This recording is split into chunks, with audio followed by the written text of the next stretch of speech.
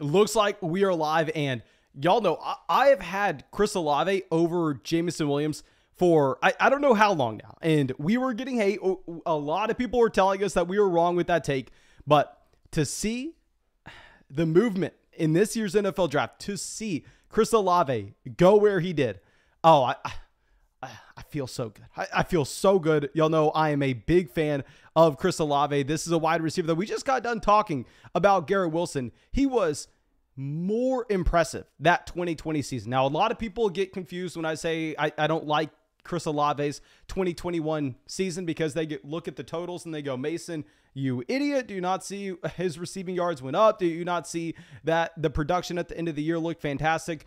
Well, yeah, the raw numbers looked good. If we actually look at what matters in how he was being used compared to the other wide receivers at Ohio State, his 2021 season was bad. Let me get that out of the way. I love Chris Olave. We'll talk about the positives after this, but let's talk about the fact that Chris Olave went from being the wide receiver 1 at Ohio State in 2020 to the wide receiver 3 on this roster just a year later. Now, I honestly don't necessarily think that this is everything for Chris Olave, and the reason for this is he is in one of the most unique situations you were ever going to find from a wide receiver. And that's with Chris Olave. He played alongside Garrett Wilson, who just went as pretty much a top 10 pick in this year's NFL draft. He played alongside Jackson Smith-Njigba, who will be the number 1 wide receiver off the board in 2023. So I'm not too worried about that whatsoever.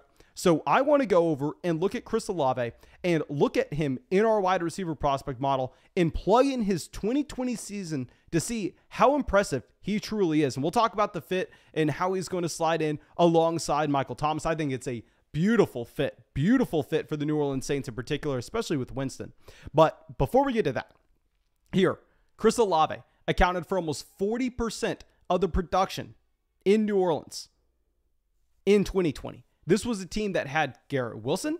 This was a team that had Jackson Smith-Njigba. This was a team that had a player that just got drafted that we'll get to in another video in Jameson Williams.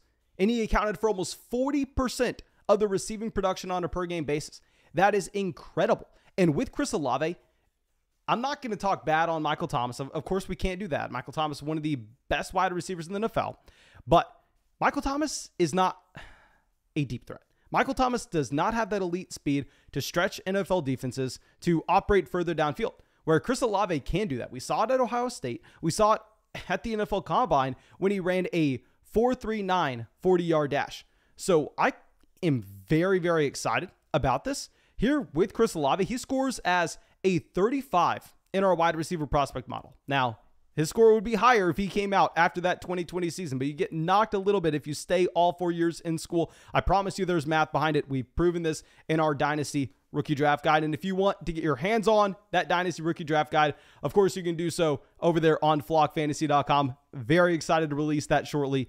But here, if we're looking at wide receivers that scored a 35, you have Mike Evans. I will say there are some busts on this list. Please. Just wait. There are some busts. You have Corey Coleman and Jalen Reagor. They were both on this list, but you also have Mike Evans, CeeDee Lamb, Christian Kirk, and Odell Beckham Jr. Now, my favorite comparison for Olave here, and I really don't want this to get taken out of context because he will never be as good of a wide receiver as Odell Beckham Jr. was. Chris Olave will never get there. I'm saying that up front.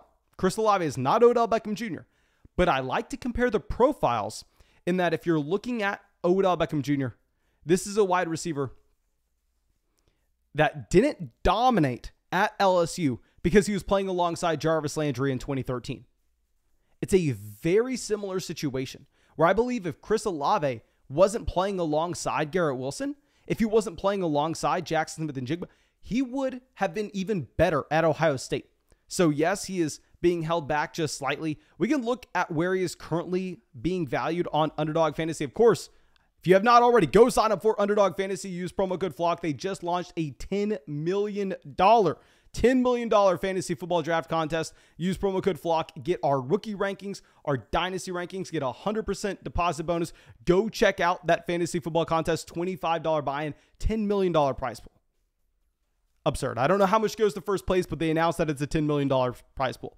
And Chris Olave over there right now is being drafted as the wide receiver 46 behind Christian Kirk, Chase Claypool, Treylon Burks, Drake London, Garrett Wilson. He has to go behind Drake London and Garrett Wilson. Yeah, he's not moving ahead of those players. But I do like the fit with Jameis Winston, and that with Winston, we know that he's that D-gap quarterback. Maybe what we end up seeing is Chris Olave turns into 2019 Chris Godwin. That would be beautiful if he is what you had in Tampa Bay with Chris Godwin and Jameis Winston, with Jameis Winston being that D-gap quarterback that's going to sling the ball down the field.